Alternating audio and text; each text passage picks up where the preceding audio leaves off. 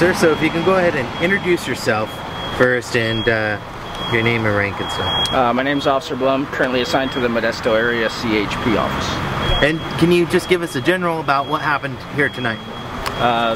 There's a gentleman traveling in the truck you can see behind me at a high rate of speed. At some point he contacted the curb when he lost control, continued, and then collided into the traffic signal behind me. And then about what time did this happen? And approximately 11 o'clock tonight.